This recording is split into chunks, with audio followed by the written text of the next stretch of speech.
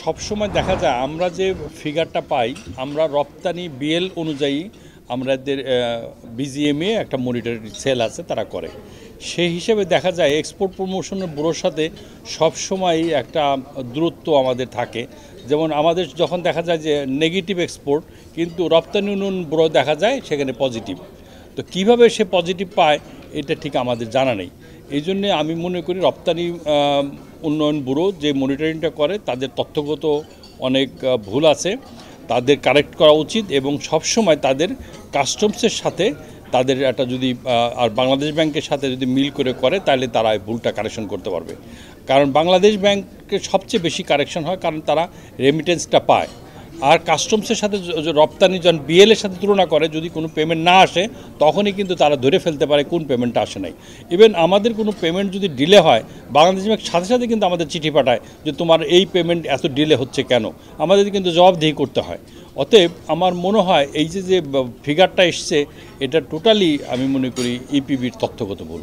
এইটাতে কোনো প্রভাব পড়বে না, এটাতে কান্ট্রি ইমেজ সংকট দেখা দেয়। তাছাড়া আমাদের তো আমাদের রেসপেক্টিভ আমি যে একটা এক্সপোর্ট করি, দেখেন আমার $850 মিলিয়ন আমার এক্সপোর্ট। আমার এক্সপোর্ট তো আমার কাছে ফিগার আছে, কারণ আমি রপ্তানি করলাম কত, আমার রেমিটেন্স আসলো কত, আমার ব্যাংক জানে, আমাদের ইএক্সপি যখন আমরা জমা দিই বাংলাদেশ ব্যাংকে সমস্ত কিছু কিন্তু আমাদের নখদর্পণে। অতএব বাংলাদেশ ব্যাংক এবং কাস্টমসের বাইরে ইপিবিরটা ম্যাটার করে না।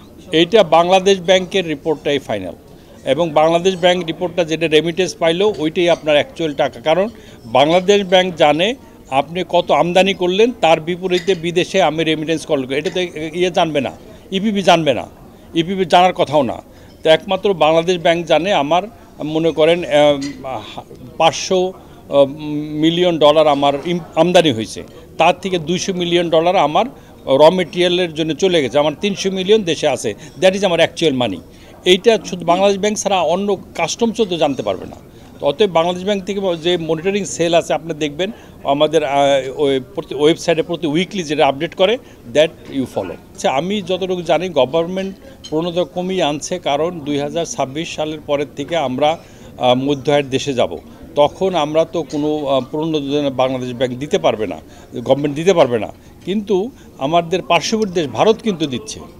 ভারত 5টা স্টেটে তাদের উড়িষ্যা, বিহার, অন্ধ্রপ্রদেশ এইসব দেশে বিনিয়োগ করলে একজন ওমেন যদি ওয়ার্কারকে তারা বিশেষ করে বিহারে চাকরি দেয় তাহলে 6,000 রুপি দিবে এবং একজন ছেলে যদি তারা এমপ্লয়মেন্ট করে ওয়ার্কার দেয় তা 5,000 রুপি। এটা 5 বছর পর্যন্ত গভর্নমেন্ট এটা কন্টিনিউ করবে।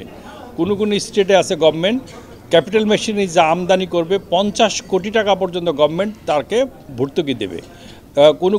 কোনো স্টেটে আছে ইলেকট্রিসিটি ফ্রি করে দিবে। তো তারা যদি দিতে পারে তাহলে তারাও তো WTO, তারা মিডল ইনকাম দেশ, তাহলে আমি তো মিডল ইনকামে যাইনি এখনও, তাহলে আমি যেতে পারবো না কেন?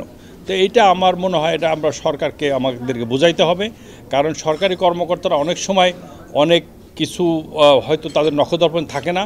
এটা আমাদের বিজনেস কমিউনিটি বা বিজনেস লিডারদের দায়িত্ব যে সরকারের সাথে ক্লোজলি কাজ করে তাদের গ্যাপটাকে তুলে ধরা এবং অন্যান্য দেশে কি হচ্ছে সেগুলো তুলে ধরা, যেটা আমি পার্লামেন্টেও তুলে ধরেছি।